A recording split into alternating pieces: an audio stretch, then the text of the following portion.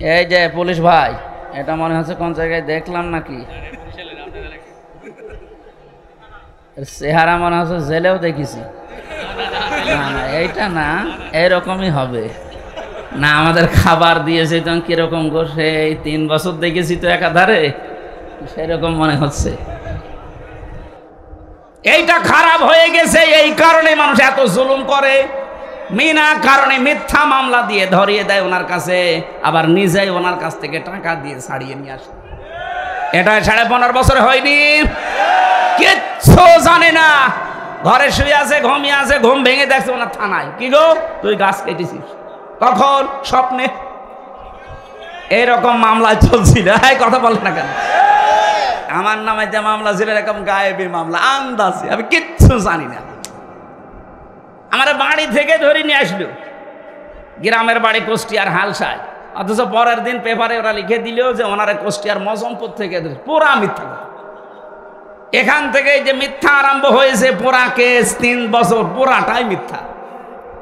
মামলার আয়ু ছিল এই যে পাশে মাদারীপুরের ট্যাকের হাটে বাড়ি, ওনার আমি খুঁজতেছি, পাচ্ছি না। ওনার দোষ না, ওনারে দিয়ে করানো হয়েছে। কয়েকদিন আগেও আমি কথা বলেছিলাম যে কি আমার মামলা তো সব ঢিসমিস হয়ে গেল, আপনি কোথায়? বলছে হুজুর আমারে মাফ করে দিন। মাফ করবো মানে? আমারে যে 3 বছর ফাঁসির কন্টেম সেলে রেখে দিলেন, আপনাকে আগে 3 বছর রাখি, এরপরে বলেন মাফ করে দিন। বিশেষ করে আমার দায়িত্বে যারা ছিল রিমান্ডে, এসপি শেখ ইমরান, খুলনায় বাড়ি, আমি এই লোকটাকে ছাড়বো না, কারণ এই ইচ্ছা করলে আমার অনেক কিছু বাঁচিয়ে দিতে পারতো। মোবাইলটা নিয়ে এমন এমন দৃশ্য উল্টাপাল্টা করেছে। আমার ম্যাডামের ছবি ছিল বিয়ের দিনের, ওইটা দেখে বলছে কি পূর্ণিমা ছবি আপনার? কিসের পূর্ণিমা? এই যে আরে ভাটা আমার, এটা আমার বউ। হুজুর এত সুন্দর বউ পেয়েছে, কি করে? দাঁড়ান বউ তুলে নিয়ে আসবো। বলেন কত চরিত্র, কত নিচে নামলে এ কথা বলতে পারে একটা আলেমের সাথে। এই সেই কয়জন মানুষ দায়িত্বে ছিল, পুরাটা মিথ্যার উপরে সাজিয়ে 3টা বছর আমার জীবন থেকে কেড়ে নিলেন। কি হয়েছে? এখন তো আপনারা সব পালিয়ে বেড়াচ্ছেন। এদেশে যদি আমি আপনার নামে মামলা নাও দেই, আমার উপরে জুলুম করার কারণে জালেমরা আল্লাহর মামলার আসামি। এই জন্য 1628 জন মানুষ এই দেশের দায়িত্বে ছিল। 1628 জন মানুষই আমার মনে হয় আল্লাহর মামলার আসামি। দেখেন কম বেশি হয় নিচে জুলুম করেছে, নাই নিচে জালেমের সহযোগী।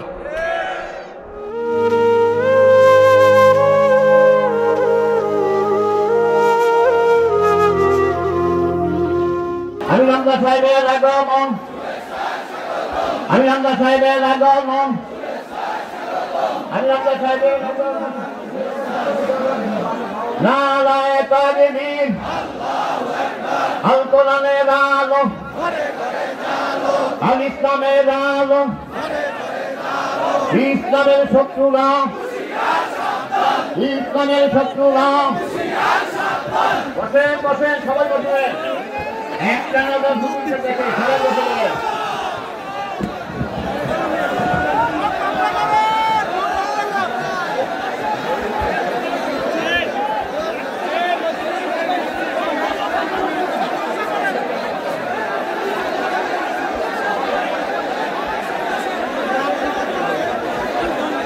প্রিয় উপস্থিতি, জিকিরের সাথে সবাই বসে যাই, জিকিরের সাথে সবাই বসে যাই, জিকিরের সাথে সবাই বসে যাই। আমাদের প্রধান মেহমানের সম্মানে, আমাদের প্রধান মেহমানের সম্মানে, আমাদের প্রধান মেহমানের সম্মানে আমরা বসে যাই। বাংলাদেশের ঐতিহ্যবাহী জেলা এটা শরীয়তপুর। বেশরীয়তি কাজ কারবারের জেলায় বেশি হয়, আমরা জানি।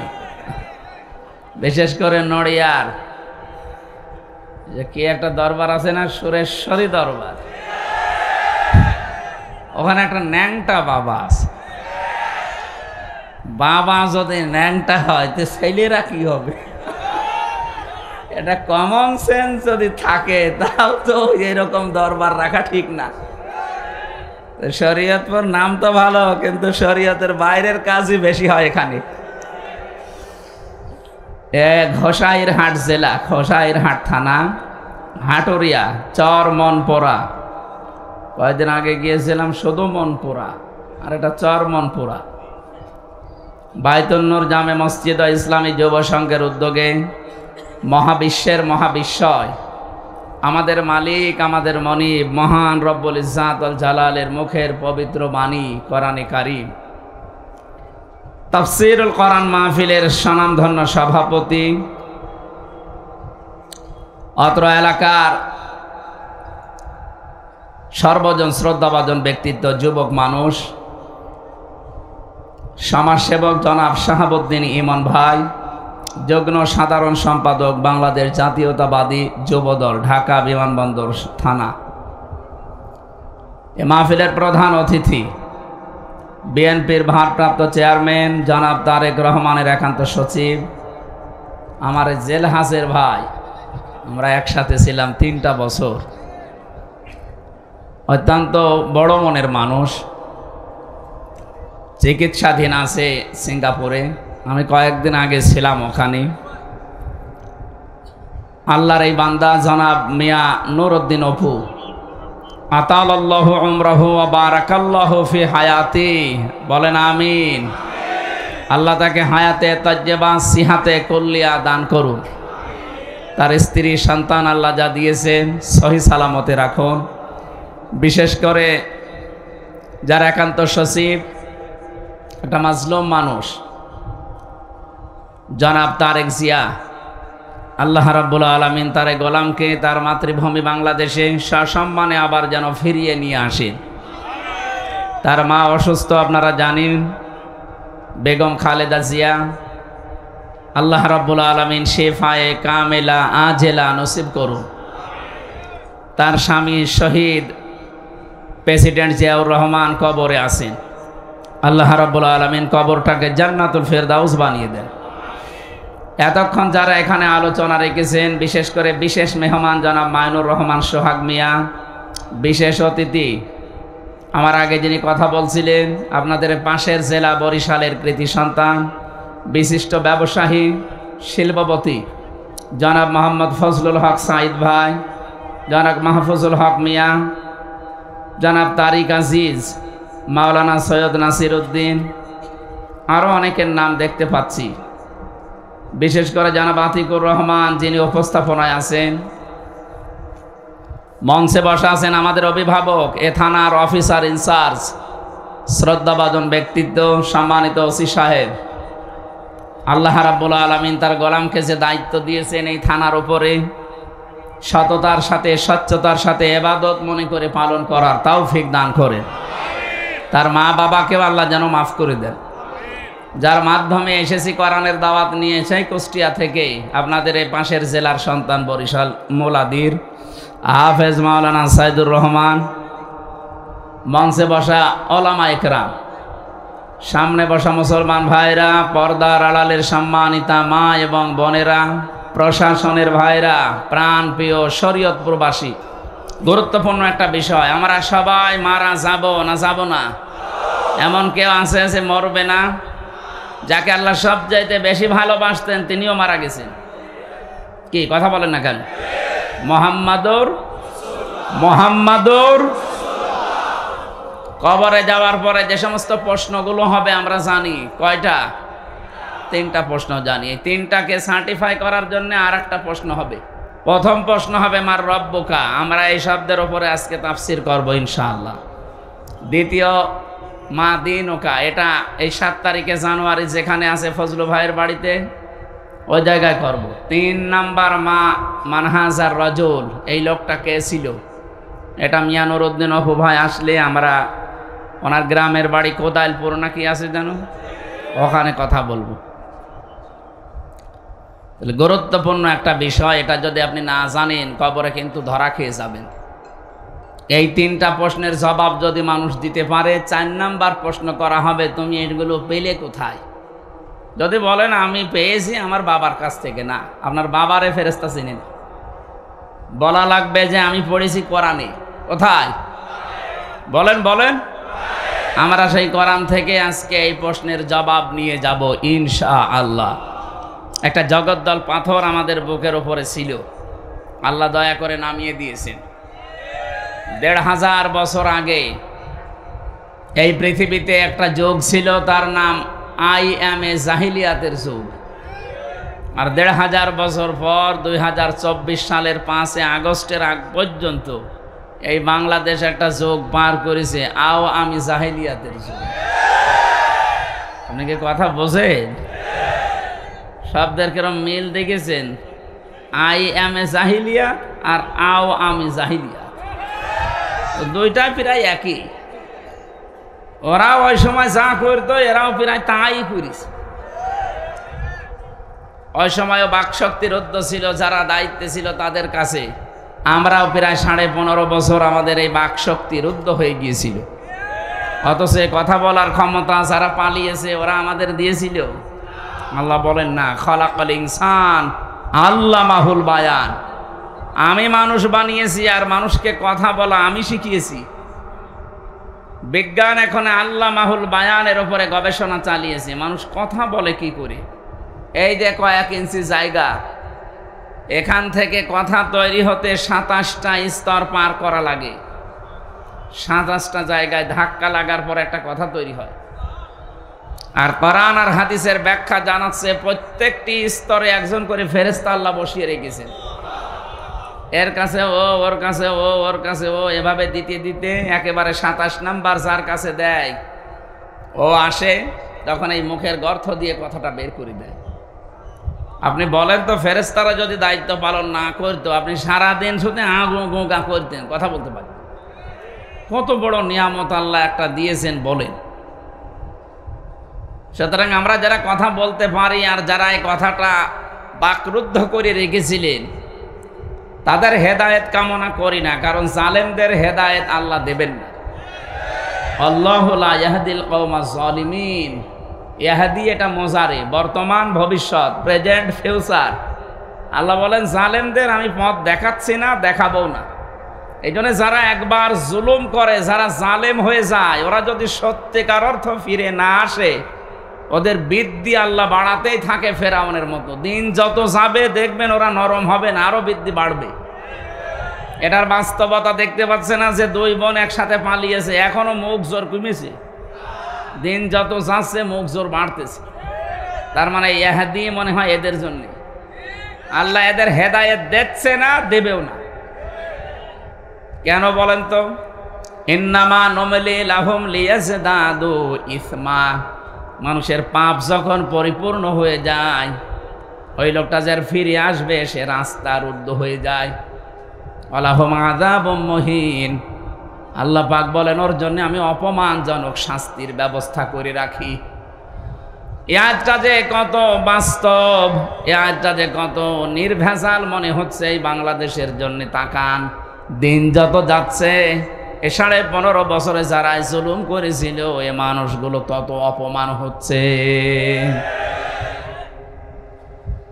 আল্লাহ পাক বলেন ফাতিল কাবয়তুহুম খাবিয়াতাম বিমা যালামু ইন্না ফি যালিকা লাআয়াতাল লিকাওমিন ইয়ালামুন। সূরা নমলের 53 নম্বর আয়াত, 19 নম্বর পারার 20 নম্বর পৃষ্ঠা 7 নম্বর লাইনে আছে। এটা তাফসিরে ফি জিলালিল কোরআনে পাবেন। আল্লাহ যেন তার এই আঙ্গুল দিয়ে এভাবে শরীয়তপুরের মানুষদেরকে দেখাচ্ছে, ফাতিলকা বয়তুহুম, এই সেই ঘর।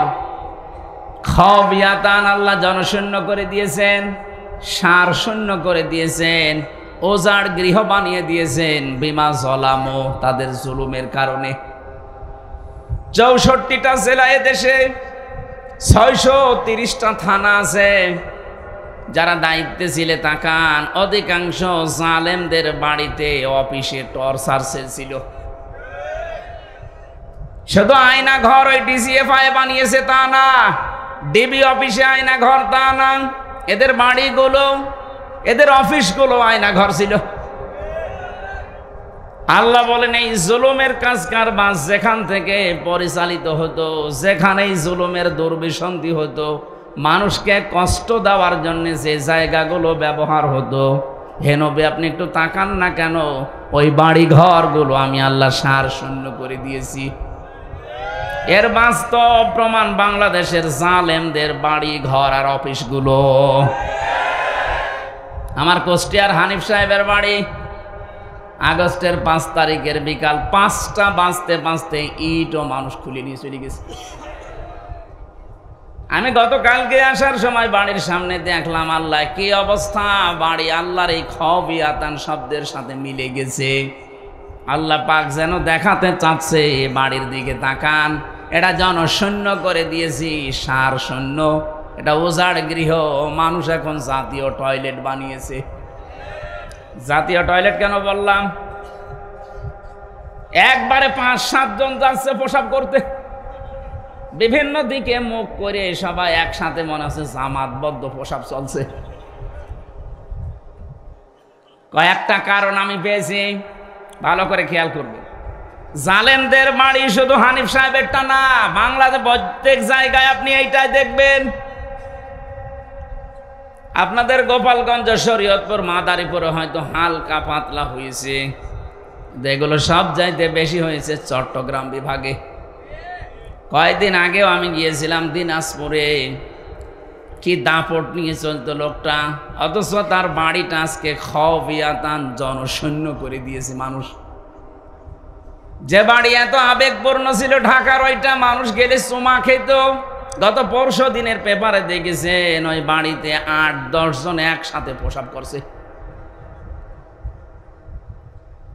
3 মাসের ব্যবধানে যদি অবস্থা আল্লাহ বানিয়ে দিতে পারে, আপনি দেখেন আবু জেহেলের বাড়িকে যদি আল্লাহ ইন্টারন্যাশনাল পায়খানা বানাতে পারে, পৃথিবীর জালেমদের যত বসবাসের জায়গা, দাপটওয়ালা জায়গাগুলো আল্লাহ দেখবেন ইন্টারন্যাশনাল পায়খানা বানিয়ে দেবে।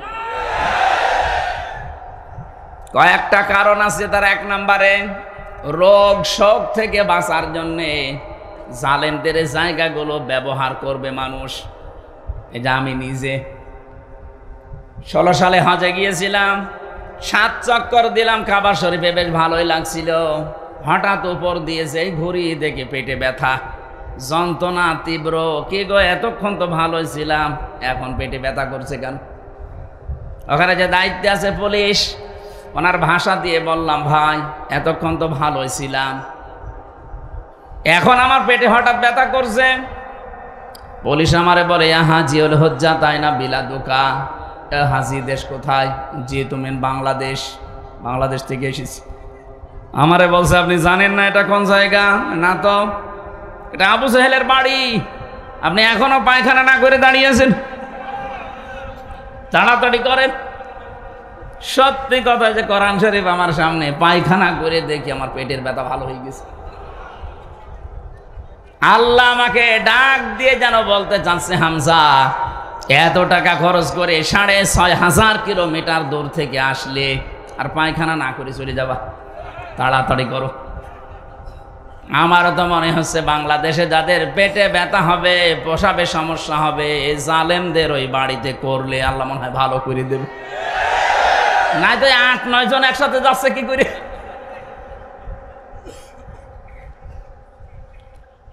এখান থেকে শিক্ষা কি?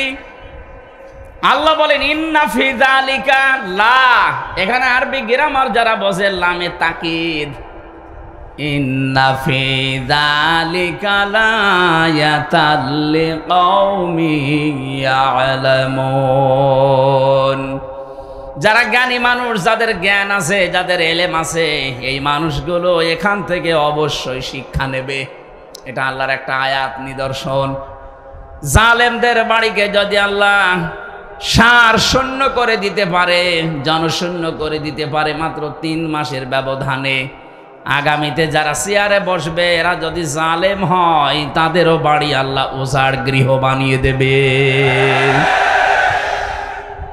এদের আমরা আর যাই হয় যেন জালেম হয়ে না যায়। মাজলুমের যে কত দুঃখ, কত বেদনা, আল্লাহকে বলা ছাড়া কেউ থাকে না মাজলুমের, এটা আমরা তো প্রমাণিত। কি অবস্থায় রেখেছিল আমারে। আমি নিজে কতগুলো মানুষের কান্নার আওয়াজ শুনেছিলাম ওই মাটির নিচে। কিছু কিছু মানুষের এই যে এত বড় বড় নখ হয়ে গেছে, চুল দাড়ি গপ, মনে হচ্ছে যে জঙ্গল থেকে বেরিয়ে আসতেছে। এত বড় নখ দিয়ে কেউ কেউ দেওয়ালের সাথে খুশিয়ে খুশিয়ে লিখে রাখতো, ভাই যদি বাইরে যেতে পারেন তবে নাম্বারে একটু জানাবেন যে আমি বেঁচে আছি।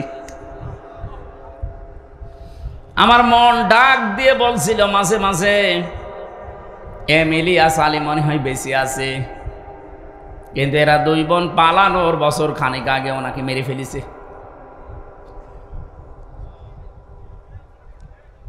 আপনি চিন্তা করতে পারেন, মুফতি ফখরুল ভাই আমার সাথে ছিল, উনি আমারে বলছে, হামজা ভাই আপনার সাথে কি করে আমি জানি না, তবে আমার এই পায়ের ভেতর দিয়ে হাত দিয়েছে এইভাবে, সামনে যে লোহার ব্যারিকেড দেওয়া আছে ওর সাথে হাত দিয়ে হ্যান্ডকাপ দিয়ে আটকিয়ে দিয়েছে। আরে 5 মিনিট 10 মিনিট না, বছরের পর বছর, 1-1.5 মিনিট 2 মিনিট সময় দিত টয়লেট করার জন্যে। সকালে কয়েকটা ছোলা দিয়ে যেত, পচা, তাও হালকা খাওয়া যায় না। দুপুর বেলা এক মোটা ভাত দিয়েছে, মনে হচ্ছে কেউ মাখিয়ে দিয়েছে, খেলে খান, না খেলে রোজা থাকেন। রোজা যে থাকবেন তাও তো সমস্যা, কারণ এখন কি দিন না রাত আপনি জানেন না।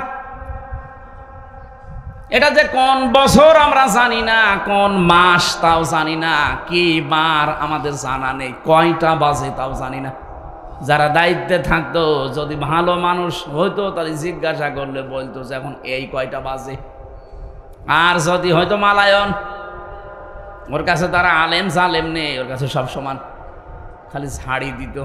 কিসের নামাজ, কিসের রোজা, নামাজ রোজা করলেই যদি বাঁচা যায়, যে কই কেউ তো বের করে যায় না। আমি 10 দিনে 3টা বছর আমি ফাঁসির কন্ডেম সেলের ভেতরে ছিলাম, আর 10 দিন ছিলাম ওই রিমান্ডে।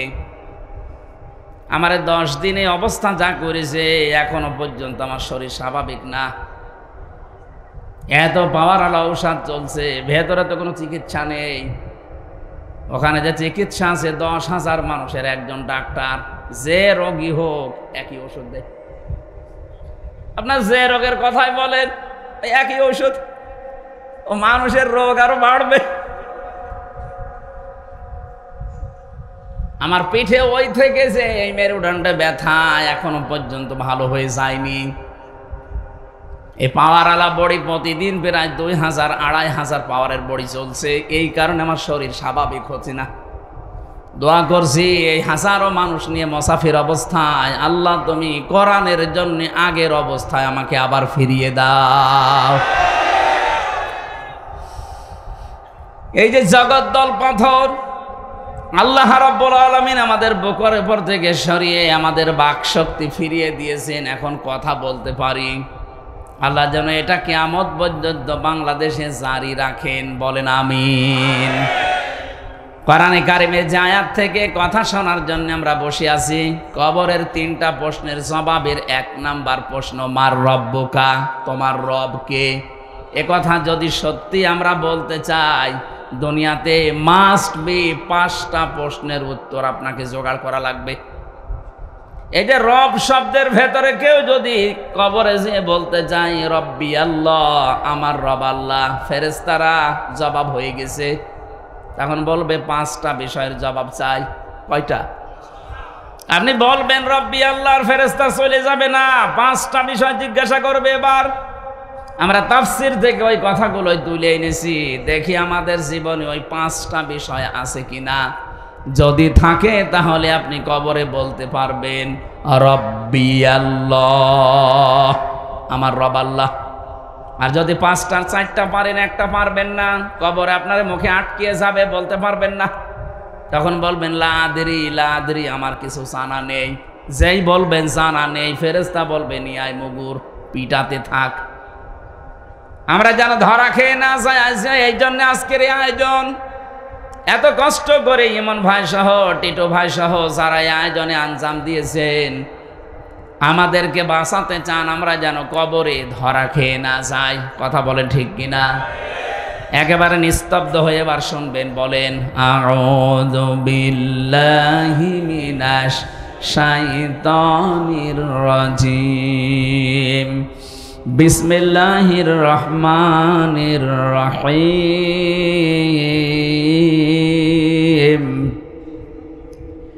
ইন্নাল্লাযীনা ক্বালু রাব্বুনাল্লাহ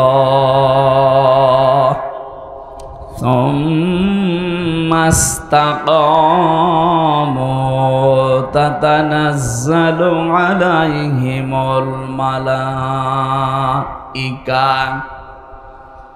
সূরা হামিম সাজদা পড়া কোরআনে কারীমের ভেতরে ৬৬৬৬টা আয়াত আছে। মাত্র একটা আয়াতের ৩ ভাগের ১ ভাগ আমরা পড়েছি। এতটুকুর উপরে আজকের কথা আমরা শেষ করব ইনশাআল্লাহ। আমার এই মাথার ভেতরে কোরআনে কারীমের তথ্য আল্লাহ ঢুকিয়ে দিয়েছেন। আমি যদি আমার হায়াতের শেষ দিন পর্যন্ত আয়াত নিয়ে চিন্তা ভাবনা করে কথা বলতে থাকি, আমার জীবন শেষ হয়ে যাবে, আয়াতের কথা শেষ হবে না। এত কথা লুকিয়ে আছে আয়াতে, আমরা এবার টান দিতে থাকি। এরশাদ হচ্ছে ইন্নাল্লাযীনা, নিশ্চয় যারা ক্বালু, এ কথা বলতে পারে, রব্বুনাল্লাহ, আমাদের রব আল্লাহ। আমাদের রব কে?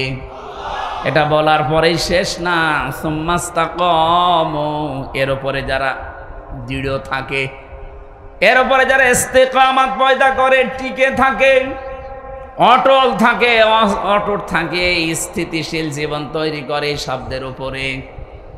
এই যে দুইটা কথা বললাম, শুনতে যত সহজ মনে হচ্ছে, এ দুটা কথা মেনে জীবন চালানো অত সহজ না। কথা বলে না কেন? আয়াতে আল্লাহ আমাদের কাজ দিয়েছেন দুইটা। যদি সত্যি এই দুইটা কাজ আমরা দুনিয়ার এই ছোট্ট হায়াতে করতে পারি, আল্লাহর কসম, আল্লাহ পরবর্তী 3টা পুরস্কার অবশ্যই দেবেন। এবার আসেন তো, প্রথম শব্দ ছিল রব। রব মানে, আমরা অনেকেই মনে করি রব মানে আল্লাহ। আল্লাহ একটা নাম। রব শব্দের আমি 19টা অর্থ পেয়েছি তাফসিরে, সামারাইজ করে বানিয়েছি 5টি। আপনার এই জীবনে যদি প্র্যাকটিক্যাল লাইফে এই 5টি মিলাতে পারেন, কবরে আপনি নির্দ্বিধায় বলতে পারবেন রব্বি আল্লাহ, ফেরেশতা আমার রব আল্লাহ। আমি তাফসির থেকে বলছি। এবার 1 নম্বরে রব শব্দের শাব্দিক অর্থ বেশি। রব মানে সৃষ্টিকর্তা। রব মানে কি? 2 নম্বরে রব মানে রিজিকদাতা। 3 নম্বরে রব মানে মা'বুদ। 4 নম্বরে রব মানে আইনদাতা। 5 নম্বরে রব মানে অভিভাবক। এবার আসেন তো একটা করে আমরা কোরআনে কারিমের সাথে মিলিয়ে দেখি এই 5টা আমার জীবনে আছে কিনা। 1 নম্বরে রব মানে সৃষ্টিকর্তা, স্রষ্টা। সৃষ্টিকর্তা হিসাবে আমরা আল্লাহকে মানি। কথা বললেন না? আল্লাহ রাব্বুল আলামিন আমাদের যে প্রথম এই দুনিয়াতে আয়াত দিয়েছেন পড়ার জন্য, তার ভেতরে এই নামটা আছে, ইকরা বিসমি রাব্বিকাল্লাযী খলাক। আল্লাহ বলেন পড়ো ওই রবের নামে যিনি তোমাকে বানিয়েছেন, সৃষ্টি করেছেন। এখান থেকে কয়েকটা মাসলা বের হয়, আলেম যারা আছেন তাদেরকে বলছি। 1 নাম্বার, বিশ্ব নবী যেদিন নবুয়ত পান, তিনি 40 বছর বয়সে হেরা গুহায় ধ্যান করেছিলেন একাধারে 3 মাস। 3টা মাস ধ্যান করার পরে তাকে প্রথম আল্লাহ এই শব্দটা দিয়েছেন জিবরাইলকে দিয়ে। ফেরেশতা এসে বলে ইকরা ইয়া মুহাম্মদ, এ মুহাম্মদ সাল্লাল্লাহু আলাইহি সাল্লাম পড়েন। বলেন মা আনা বিকারি, আমি পড়তে পারি না। 3 বার বলার পরেও তিনি বলেন না, আমি পড়তে পারি না। ফেরেশতা জিবরাইল যখন বুকের সাথে চাপ দিয়ে বলেন ইকরা বিসমি রাব্বিকাল্লাযী খলাক। হে মুহাম্মদ পড়েন আপনার রবের নামে যিনি আপনাকে বানিয়েছেন। তাফসিরের কিতাবে আছে ফি জিলালিল কোরআনে, মুহাম্মদ রাসূলুল্লাহ 1 সেকেন্ড আর দেরি করেন না, এবার 5টা আয়াত জিবরাইলের সাথে সঙ্গে সঙ্গে পড়েছিলেন। আমার প্রশ্ন হচ্ছে, তিনি 3 বার জিজ্ঞাসিত হলেন যে পড়েন পড়েন পড়েন, 3 বারই বললেন মা আনা বিকারি, আমি পড়তে পারি না। চতুর্থবার কি এমন বললেন যে তিনি পড়া আরম্ভ করেছেন? শুধু পড়েননি, 5টা আয়াত একাধারে পড়েছিলেন। জবাব, আমি যতগুলো তাফসির বিশ্ববিদ্যালয়ে থাকাকালীনের সাথে মিলিয়েছি, প্রতিটি মুফাসসির লিখেছেন বিশ্বনবী পড়েছিলেন এই কারণে, কারণ এতক্ষণ জিবরাইল পড়তে বলেছে, কিন্তু কার নামে এটা বলেনি। যেই বলেছে রবের নামে পড়েন, নবীজি আর 1 সেকেন্ডটা দেরি করেনি। এটা যেন বলতেই চাচ্ছিলেন, ইয়া আখি জিবরাইল, হে ভাই জিবরাইল, বারবার খালি পড়তে বলেন যে কার নামে পড়ব। আমি তো আর গরু ছাগলের নামে পড়তে পারি না, দেবদেবীর নামে পড়তে পারি না, আমি বাবার নামে দাদার নামে পড়তে পারি না। আপনি পড়তে যখন বললেন বিইসমি রব্বিকাল্লাযী খালাক, ওই রবের নামে পড়েন যিনি তোমাকে বানিয়েছে। আমি কিন্তু দেরি করি নাই, আমার উম্মতদেরকে কিয়ামত পর্যন্ত আমি শিক্ষা দিয়ে গেলাম, পড়াশোনা যদি করতেই হয় রবের নামে পড়া লাগবে। বাংলার মুসলমানেরা নিরপেক্ষ দৃষ্টি দিয়ে বলেন তো, এই 15.5 বছরে রবের নামে যতটুকু পড়াশোনা চলতো, দায়িত্বে যারা ছিলেন আরো অধিকাংশ জায়গায় রবের নামটা তুলে দিয়েছিলেন। বিশ্ববিদ্যালয়গুলোর মনোগ্রামে লেখা থাকলো ইকরা বিইসমি রব্বিকাল্লাযী খালাক, রব্বি জিদনি ইলমা, ইন্নাদ-দীনা ইনদাল্লাহিল ইসলাম, আল ইয়াউমা আকমালতু লাকুম দীনাকুম। এই শব্দগুলো সবই এই 15.5 বছর আপনারা পাল্টিয়ে ফেলার পায়তারা করেছিলেন। অনেকগুলো জায়গা থেকে পাল্টিয়েও দিয়েছিলেন। পড়া যদি রবের নামে মুসলমান না পড়ে, কে হরের নামে পড়বে বলেন? যতগুলো সূক্ষ্ম ষড়যন্ত্র ছিল এই 15.5 বছরে, এই দাদা বাবুদের যতগুলো ষড়যন্ত্র আমাদের উপরে ছিল, তার 1 নাম্বার এইটা, আমাদের পুরা জাতিকে তারা আল্লাহর দিক থেকে মুখ ফিরিয়ে নাস্তিকতার শিক্ষা দেওয়ার জন্য রব থেকে ভুলিয়ে রেখেছিল। আপনি পড়েন কিন্তু রবের নামে না, আকডম বাগডম ঘোড়াডম সাজে, কি পড়বো আমি? হাট্টি মাটিম টিম তারা মাঠে পাড়ে ডিম, কি পড়বো আমি? আপনি তো পড়তে বললে এমন লোকের নামে, এমন সত্তার নামে পড়তে বলবেন যিনি আমাকে বানিয়েছেন। এবার আসেন তো, এই যে খালাক শব্দ, এটা রবের প্রথম অর্থ। রব্বিকাল্লাযী খালাক, রবকে যিনি বানিয়েছেন। যিনি কি করেছেন? বানিয়েছেন আমাদেরকে কে? রব। বলেন বলেন। আমাদের আদি পিতা যিনি হযরত আদম আলাইহিস সালাম, তাকে শুধু আল্লাহ বানিয়েছেন মাটি দিয়ে। আমাদের কাউকে আল্লাহ সরাসরি মাটি দিয়ে বানাননি, বানিয়েছেন মাটির নির্যাস দিয়ে। হযরত আদম আলাইহিস সালামকে আল্লাহ বানাতে জিবরাইল, মিকাইল, ইসরাফিল 3 ফেরেশতা পাঠিয়েছিলেন জমিনে। একজনও মাটির কান্না দেখে মাটি নিয়ে যেতে পারে নাই। এটা তাফসিরে হাক্কানির ভেতরে আছে। শেষ পর্যন্ত আজরাইল এসে 1 খাবা মাটি নিয়েছিলেন, 1 খামসা। মুফাসসির বলেন 1 খামসার ভেতরে আজরাইলের মাটি ছিল 40 মণ। ফেরেশতাকে বললেন নিয়ে যখন এসেছো বানাও। তার সাথে 70,000 ফেরেশতাকে আল্লাহ সহযোগী বানিয়ে হযরতে আদমের এই দেহটা বানিয়েছিলেন শুধু 60 হাত লম্বা, 120 হাত লম্বা, 60 গজ, 36 হাত মোটা, বিশাল দেহ বানিয়েছে ফেরেশতারা ওই 1 মোট মাটি দিয়ে। আল্লাহ রাব্বুল আলামিন বলেন থাক, এবার যে চেহারা এটা আমি আল্লাহ নিজে বানাবো। কে বানিয়েছে? ওয়ালাকাদ খালাকনাকুম সুম্মা সাওয়ারনাকুম। আল্লাহ পাক বলেন তোমাদেরকে আমি বানিয়েছি, বিশেষ করে এই চেহারাটা, এখানে কারো হাত নেই। এই চেহারাটা আমি আল্লাহ নিজের কুদরতি হাত দিয়ে খুব শিল্পীর তুলির আকারে সাজিয়েছি। মানুষের চেহারা এই জন্য এত সুন্দর, তামাম দুনিয়ার যত সুন্দর আছে সব চাইতে বেশি সুন্দর মানুষের এই চেহারা। মেয়েরা যারা এসেছেন, মেয়েরা এসেছে, সম্মানিত মা বোনদেরকে এখানে একটা মাসলা বলি। অনেকে রাগ হয়ে গেলে ছেলে মেয়েদেরকে বলে ফেলে তোর মুখে লাথি দেব। না, এটা কবিরা গুনাহ হবে। এ মুখটা আল্লাহ নিজে বানিয়েছেন, এজন্য মুখের অনেক দাম। আপনি এ কথা বলতে পারেন না। আল্লাহ রাব্বুল আলামিন কোরআনে কারিমে আমাদেরকে এই ইঙ্গিত দিয়েছেন, লাকাদ খলাকনাল ইনসানা ফি আহসানি তাকওয়িম। এই পৃথিবীর যত সৃষ্টি আছে সব চাইতে সুন্দর, আহসান ইসমে তাফজিল, এটা সুপারলেটিভ ডিগ্রি বলা হয়। এর উপরে আর সৌন্দর্য হয় না।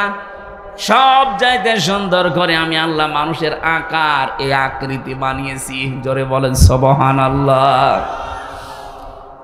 শুধুমাত্র আদম আলাইহিস সালামকে আল্লাহ মাটি দিয়ে বানিয়েছিলেন।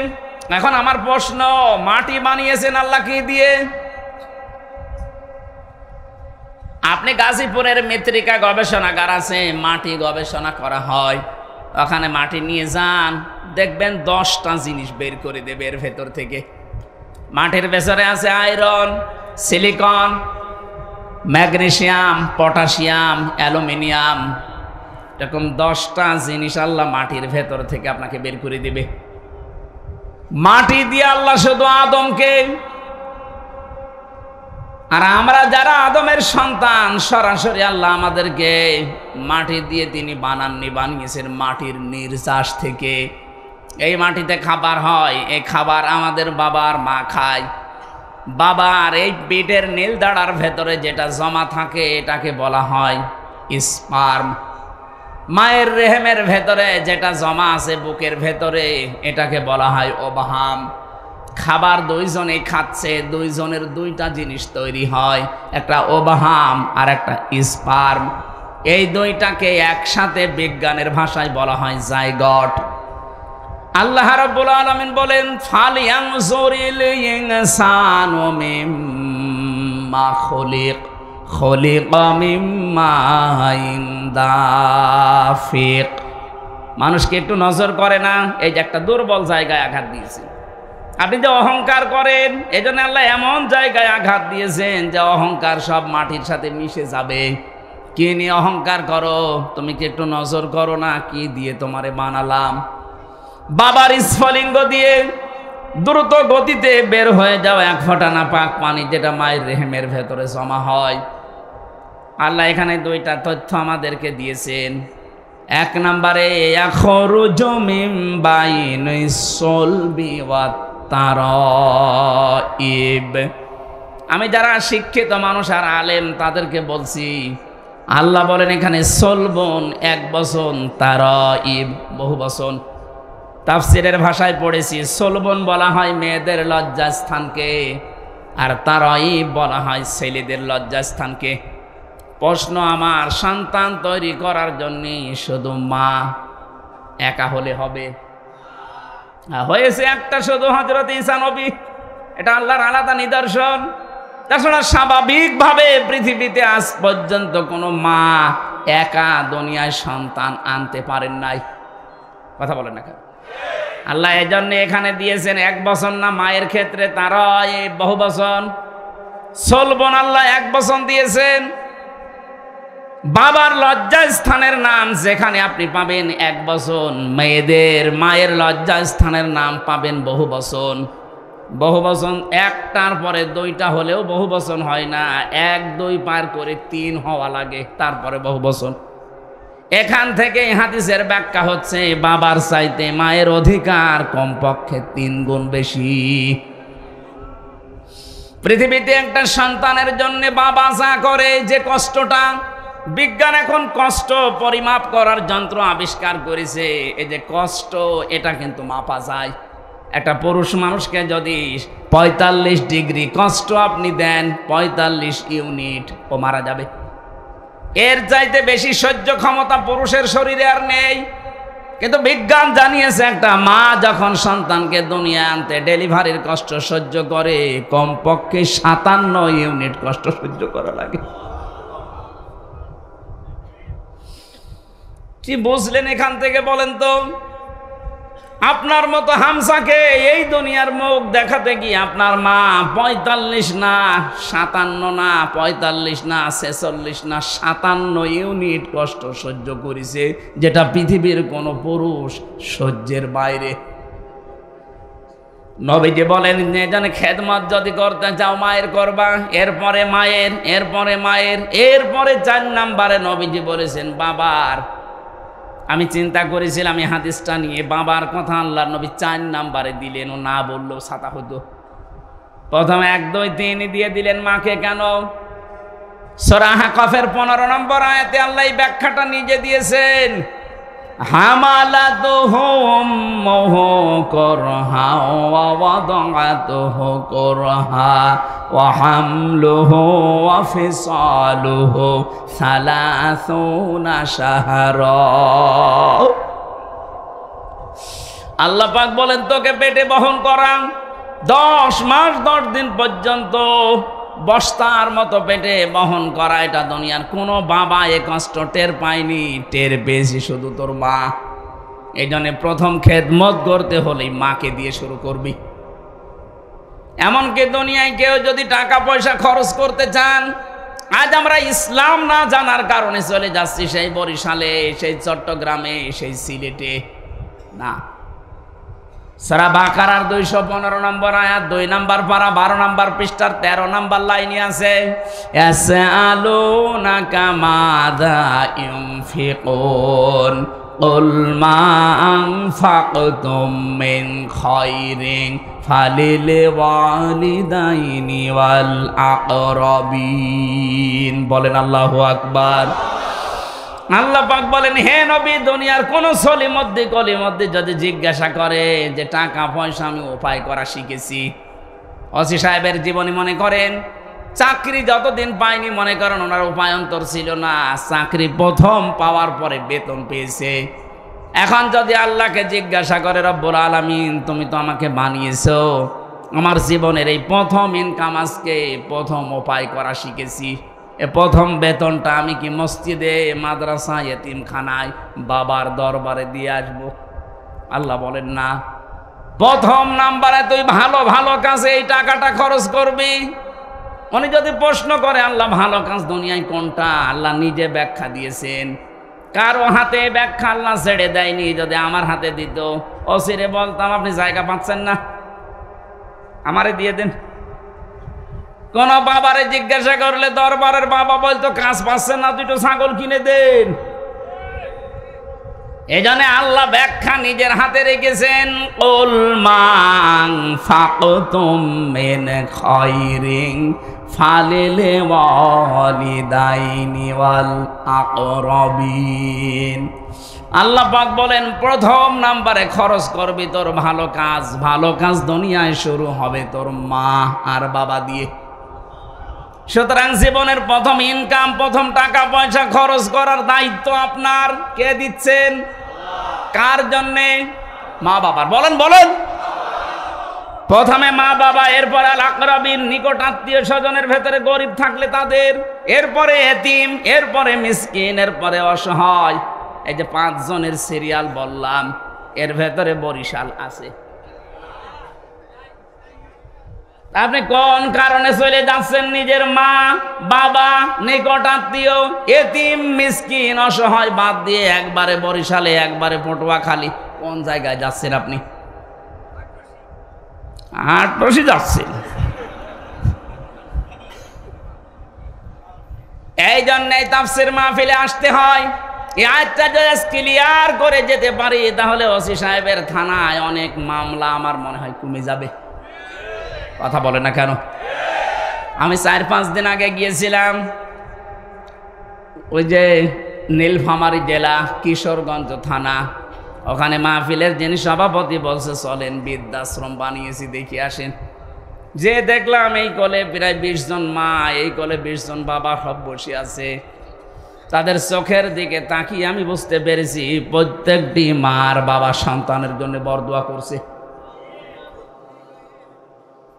অথচ তাদের ছেলে মেয়েরা সব বড় বড় বিজনেসম্যান, অফিসার। শুধু ছেলের দোষ এখানে না। আমি যতটুকু সেই কয়েকজনের সাথে কয়েক মিনিট কথা বলে বুঝতে পেরেছি প্রত্যেকেই দোষ দিয়েছে শুধু তার বৌমার। ছেলেদের দোষ দিয়েছে কয়েকজন, কিন্তু যতজনকেই জিজ্ঞাসা করলাম আপনার অবস্থায় শেষ বয়সে, বলছে আমার ছেলের শুধু একা দোষ না, দোষ আমার বৌমার। আমার বৌমা শুধু আমার ছেলেকে শুধু আমার জন্য পীড়া দিত, কষ্ট দিত যে এ বুড়ি বাড়ি থাকলে আমরা থাকবো না। শেষ পর্যন্ত ছেলে বাধ্য হয়ে আমাদের বৃদ্ধাশ্রমে রেখে গেছে। আচ্ছা, তো 10টা মাস 10টা দিন এত কষ্ট সহ্য করেছে আমার জন্য এই মা। আল্লাহ ব্যাখ্যা দিতে গিয়ে বলেন এত কষ্ট দুনিয়ার কোনো বাবা সহ্য করেনি। ওখানে যে বাবা মায়ের লাইনে 20 জন বসা দেখলাম, ওদের কি ছেলে মেয়ে নেই? বলেন, ওরা দুনিয়ার সন্তান জন্মতে দিয়ে ওই 57 ইউনিট কষ্ট সহ্য করে নাই? কি জবাব দেবেন সন্তান হিসাবে আপনি? অথচ আপনি মসজিদে জমান নামাজে যে 200 টাকা 500 টাকা দিয়ে আসতেছেন, কে বলেছে আপনাকে মসজিদে 500 টাকা দিতে? ওখান থেকে 200 টাকা মায়ের জন্য দিলে আল্লাহর রাস্তায় সাদগা করা সওয়াব পেতেন। মা বাবাকে সমর্থ থাকার পরও যারা খরচ দেয় না, তাদের দেখাশোনা করে না, এই মানুষগুলোর জীবনের অন্য কোনো ইবাদত কবুল হবে না। আমি এটা বানালাম না। 4 জন মানুষের নাম ধরে গীবত করা যায় যাচ্ছে, তার ভেতরে প্রথম নম্বর ওই সন্তান, যে সন্তান নিজের সমর্থ থাকার পরেও তার মা বাবার খরচ দেয় না, তাদের খেদমত করে না। এই সন্তানের নাম বলে জনগণকে সতর্ক করা যায় যাচ্ছে যে ও নিজের সন্তান হিসাবে এরকম, ও যেন কোনো দায়িত্বে যেতে না পারে। জনগণ সাবধান থাকবা। ও নিজের আসল জায়গায় যদি খরচ না করে একবারে সিরিয়াল বাদ দিয়ে চলে যাচ্ছে উনি চট্টগ্রামতে 5 জনের ভেতরে 1 জনের নামও নেই। আছে? আপনি সিরিয়াল মেনটেন করেন, সিরিয়ালকে আমি বানালাম, কে বানিয়েছে? সুতরাং এইটা যদি বাংলাদেশে আমরা প্রতিষ্ঠিত করতে পারি কোরআনের এই আয়াত অনুযায়ী, বাংলার 630টা থানায় অনেক ঝামেলা ওসি সাহেবদের কমে যাবে। প্রতিদিন এরকম মা বাবার বিচারি করা লাগে মনে হয় 10-12টা করে। কত বড় গুরুত্ব দিয়েছেন আল্লাহ, নিজে ব্যাখ্যা করছেন। পুরা কোরআন পড়ে আমি এত ব্যাখ্যা দুনিয়ার কারো নামে পাইনি যত ব্যাখ্যা আল্লাহ দিয়েছেন মা আর বাবার নামে। আল্লাহ রাব্বুল আলামিন 2 নম্বরে জানিয়েছেন তোর মা, তোর এই দুনিয়াতে ডেলিভারি কষ্টময় যে কষ্টটা পেয়েছে এটা তোর বাবা পায়নি। 3 নম্বরে কমপক্ষে 2 বছর পর্যন্ত দুধ খাওয়ানো লাগে সন্তানকে, এটা পৃথিবীর কোনো বাবা টের পায় না, যত কষ্ট সব মায়ের। আমার এই 63 দিন আগে একটা মেয়ে হয়েছে, রাতে আমার মনে হয় 24 ঘন্টার এই 12 ঘন্টা রাতে 8-9 বার তার জন্য খালি দুধ খাওয়াতে ওঠানো লাগে। অথচ এই দুধ খাওয়ানোর দায়িত্ব কিন্তু আমার বউর না, ও দায়িত্ব আমার।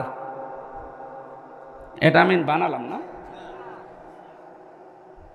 কোরআনে কারিমে আল্লাহ জানিয়েছেন ওয়ালিদাতু ইরদিউনা আওলাদাহুন্না হাওলাইনি কামিলাইনি লিমান আরাদা ইয়াতিমার রাদা। সূরা বাকারা 2 নম্বর পারা 17 নম্বর পৃষ্ঠার 1ম নম্বর লাইনের 231-32 নম্বর আয়াত। ভালো করে মিলাবেন যারা জ্ঞানী মানুষ আছেন। আল্লাহ পাক বলেন আমি দায়িত্ব দিয়েছি।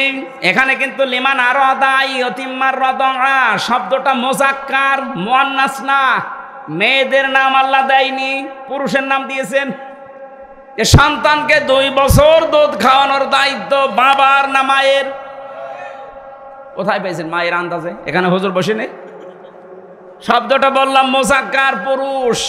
মায়ের নাম আল্লাহ দেয়নি। লিমান আরাদা, লিমান আরাদা আইয়তিমার রাদা। এর যত কষ্ট স্বীকার করা লাগবে, যত অর্থনৈতিক সাপোর্ট দেওয়া লাগবে সব বাবার, মায়ের কোনো দায়িত্ব নেই। মা যদি সন্তানকে দুধ পান নাও করায় গুনাহ হবে না, কিন্তু বাবা যদি দায়িত্ব পালন না করে তার গুনাহ হবে। এখন মায়েদের যেহেতু আল্লাহ মেশিনপত্র দিয়েছে, আমাদের দেয়নি। আমাদের আছে? আপনি কিয়ামত পর্যন্ত চেষ্টা করবেন, এখানে ধরে রাখবেন বাচ্চা 1 ফোঁটা দুধও পাবে না, কিন্তু দায়িত্ব তো আমার। এখন স্ত্রী দয়া করে দায়িত্বটা পালন করে দিচ্ছে।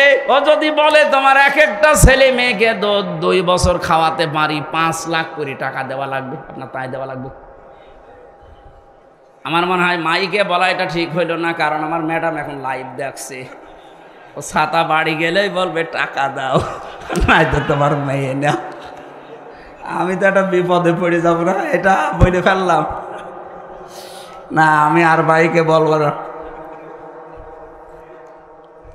দায়িত্ব কিন্তু আমাদের, যারা বাবা আছি তাদের। মা যদি দয়া করে পালন করিয়ে দিচ্ছে, স্বামীর ওপরে একটা অনুগ্রহ করে দয়া দেখিয়ে, তারপরও মা কিছু নেয় না, কথা বলে না কেন? একটা ছোট্ট ছেলে মাত্র ৬-৭ বছর বয়স, মায়ের কাছে 3টা চিরকুট নিয়ে এসেছে, ডাক দিয়ে বলছে, মা এই যে আমার ভাউচারগুলো নেন, আমার টাকা দিন। কিসের ভাউচার?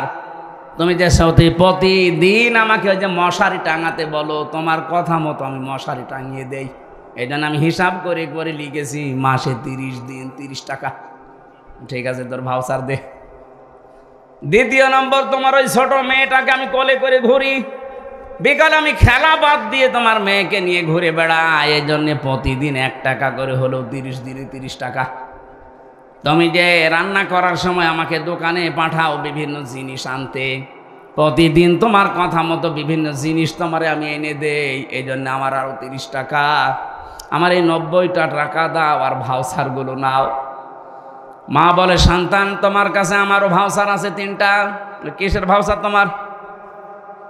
তোমাকে আমি 10 মাস 10 দিন এই পেটে রেখেছিলাম, এত কষ্ট পেয়েছি, জীবনে ভালোভাবে খেতেও পারিনি ওই সময়টা, কোনো দিন আমি কারো কাছে কষ্টের কথা বলতেও পারিনি। হে আমার সন্তান, আমি তো কোনো দিন এ ভাউচার তোমাকে ধরিয়ে দেইনি, আজকে আমি তোমার হাতে ভাউচারটা দিলাম। তুমি তো 1 মাসের হিসাব দিলি, আমি 10 মাস 10 দিনের হিসাব দিলাম, দাও। দ্বিতীয় নম্বর, তোমাকে আমি ডেলিভারির যে কষ্টটা সহ্য করেছি, 1 বালতি রক্ত আমার শরীর থেকে ঝরে গেছে। 1 ফোঁটা রক্ত তৈরি হতে কতগুলো খাবারের প্রয়োজন হয় শরীরের ভেতরে যেতে, দিয়ে দেখার জন্য আমি শরীর থেকে ঝরালাম। এই জন্য দুনিয়ার কেউ আমাকে আজ পর্যন্ত 1টা টাকাও দেয়নি। এই ভাউচারটা নিয়ে কিছু টাকা দাও। 3 নাম্বার, তোকে আমি 2 বছর পর্যন্ত দুধ খাওয়ালাম। বিজ্ঞান এখন প্রমাণ করছে একটা সন্তান কমপক্ষে দিন রাত মিলে 8 বার 9 বার দুধ খায়। প্রতিবার যদি 1 পোয়া করেও হয়, 2 বছরে হয় 36 মণ। কত বলেন? যেই সময় ধরে আমি 2 বছর 36 মণ দুধ খাওয়ালাম, 1টা টাকা উপায় করার মতো ক্ষমতা তোর ছিল না। তোর নড়াচড়া করা, শুধু হা হো করা, কান্না ছাড়া কোনো ভাষাও ছিল না। এমন সময় তোকে 2 বছর একাধারে দুধ খাওয়িয়েছি। আমারে ভাউচারটা নে, টাকাগুলো আমারে দে। পৃথিবীতে সবচাইতে বেশি অধিকার আল্লাহ পাক এই জন্য মায়েদের দিয়েছেন। আমি কিন্তু ওই যে আখরুজু মিন বাইনি সলবি ওয়াত তারাইব এই শব্দ ছিলাম। বাবাকে আল্লাহ লজ্জাস্থানের ব্যাপারে 1 বচন দিলেন, আর মেয়েদের দিয়েছেন বহু বচন। কারণ পৃথিবীতে বাবার ছাড়া মায়ের কষ্ট সন্তানের পেছনে 3 গুণ বেশি হয়। বাবার শুধু বিছানায় থাকা দায়িত্ব, বাকি যা করার আপনার মাই করেছে, আর এগুলো করিয়েছেন কে? আরো জোরে বলেন। আল্লাহ রাব্বুল আলামিন দলিল দিচ্ছেন সূরা মুমিনুনে, ওয়ালাকাদ খালাকনাল ইনসানা মিন সুলালাতিন মিন তিন সুম্মা জাআলনাহু নুতফাতান ফি করারিম মাকিন। অবশ্যই আমি মানুষকে বানিয়েছি ঠনঠনে মাটি দিয়ে, মাটির নির্যাস থেকে বানিয়েছি। এরপর একটা সুরক্ষিত জায়গায় আমি আল্লাহ তাকে একটা সুরক্ষিত প্যাকেটের ভেতরে রেখে দিয়েছি। এই যে কারারিম মাকিন বলা হয় এমন জায়গাকে যেখানে হাতের স্পর্শ লাগে না। 2টা জায়গা আছে শুধু হাতের স্পর্শ লাগে না। একটা মায়ের যেখানে সন্তান থাকে জরায়ু, 2 নম্বরে লাউহে মাহফুজ যেখানে কোরআন আছে। কথা বুঝতেছেন? এখান থেকে একটা মাসলা আছে, আপনি বুঝতেছেন? না না, আপনার আওয়াজ শুনি তো মনে হচ্ছে না। আমার কথা বোঝা যায়? এই কারারিম মাকিন যেটা, এই জায়গাটা বললাম কয়টা? একটা মায়ের রেহেম যেখানে সন্তান থাকে, এখানে হাতের স্পর্শ লাগে না। আর একটা জায়গা আছে লাউহে মাহফুজ। কেন এটা বললাম? এখানে শিক্ষিত অশিক্ষিত বাংলা শিক্ষিত অনেক মানুষ আছে, তাদের উদ্দেশ্যে এবার বলছি। বিশেষ করে এটা আমি বাংলাদেশ, ভারত আর পাকিস্তান এই তিনটা দেশে যেয়ে দেখেছি। পৃথিবীর বহু দেশে আল্লাহ আমাকে ঘুরিয়েছে, ওই সব দেশে এই ভেজালটা নেই। মাসলাটা বলার পর আমি নিরসন করতে চাই, একটু মিলাবেন। আজ যারা বাংলাদেশে বলে যে ওযু ছাড়া কোরআন শরীফ ধরা যাবে না, এই মাসলাটা দেওয়া হয় কি কথা বলেন না? এইটার জন্য তারা দলিল হিসাবে বেছে নিয়েছে সূরা ওয়াকিয়ার ৭৭, ৭৮, ৫৯ নম্বর, ৬৯ নম্বর আয়াতটা। আল্লাহ পাক বলেন, ইন্নাহু লাকুরআনুন কারীম ফি কিতাবিম মাকনুন লা ইয়ামাসসুহু ইল্লাল মুতাহহারুন। ওসি সাহেবের কাছে বিভিন্ন ধরনের মানুষ যেহেতু আছে, আমি ওনাকে উদ্দেশ্য করে বলছি জ্ঞানের জন্যে। আল্লাহ বলেন এটা সম্মানিত কোরআন, এটা সুরক্ষিত করা আছে সংরক্ষিত জায়গায়। আমি করার মাকিনের অর্থ বললাম কয়টা বলা লাগবে। ১ নম্বরে হাতের স্পর্শ ছাড়া, হাতের স্পর্শ ছাড়া যে জায়গাটার নাম আল্লাহ বলতে চান, ওইটা হয় ১ নম্বরে মায়ের জরায়ু যেখানে সন্তান থাকে, ২ নম্বরে লাউহে মাহফুজ। এ জায়গা ছাড়া আর হাতের স্পর্শ লাগে না এমন কোন জায়গার নাম বলেন আপনি পারবেন না। মায়ের রেহেমের ভেতরে যেহেতু সন্তান, এমন জায়গা আল্লাহ প্যাকেট করে রেখেছেন, কোনো হাতের স্পর্শ ওখানে লাগতে পারে না। এখানে যেহেতু কোরআনের বিষয় আল্লাহ কথা বলতে চান, তাহলে মায়ের রেহেম এটা হবে না, কারণ এখানে কোরআন, এখানে কোরআন থাকে। আমি মনে হয় কথা বোঝাতে পারিনি। মায়ের রেহেম যেখানে সন্তান আমরা ছিলাম, ওখানে কি কোরআন থাকে না? তাহলে দ্বিতীয় অর্থ হবে সেই লাহে মাহফুজ, এখানে যেহেতু কোরআন আছে, তাহলে এই জায়গাটাও হাতের স্পর্শ আমাদের লাগে নাই। আল্লাহ বলেন লা ইয়ামাসসুহু, টান আছে, লা ইয়ামাসসুহু, যারা আরবি গ্রামার বোঝে, হুর ইঙ্গিত মারজা, এ দুনিয়ার কোরআনের দিকে না, মায়ের ওই জরায়ুর দিকে না, রেহেমের দিকে না, এটা হচ্ছে লাউহে মাহফুজের দিকে। আল্লাহ বলেন লা ইয়ামাসসুহু, ওই কোরআন স্পর্শ করে না, ইল্লাল মুতাহহারুন, মুতাহহারুন ছাড়া। এখন মুতাহহারুন কি? মুতাহহারুন শব্দের অর্থ দুইটা, একটা হচ্ছে পবিত্রতা, ২ নম্বরে নিষ্পাপ। ও বাংলার মুসলমানেরা বলেন তো, এই পৃথিবীতে ১০০ ভাগ পবিত্র ১০০ ভাগ নিষ্পাপ কোনো মানুষ হতে পারে? যে কোনো সময় আপনি নাপাক হবেনি, কথা বলেন না কেন? স্বপ্ন দোষ আপনার বলি কই আসবে? যদি হয়ে যায় আপনি নাপাক হয়ে গেলেন। হ্যাঁ, ফেরেশতারা একদিকে নিষ্পাপ আর একদিকে পবিত্র, এটা মানতে অসুবিধা আছে? বলেন বলেন। তাহলে আল্লাহ এই আয়াতগুলো দিয়ে ইঙ্গিত দিয়ে যেটা বোঝাতে চাই, এই কোরআন শরীফ না, ওটা লাউহে মাহফুজের কোরআন, যে ওখানে যারা ধরে ওরা একদিকে পবিত্র আর একদিকে নিষ্পাপ। অথচ এটা আমরা চাইনি, দুনিয়ার দিকে মিলিয়ে কোরআন থেকে জাতিকে দূরে সরিয়ে রাখার একটা সূক্ষ্ম ষড়যন্ত্র। হ্যাঁ, আমি আপনাকে বলছি আরবি টু আরবি যেটা কোরআনের আকর্ষণের জন্য, সম্মানের জন্য আপনি ধরবেন না।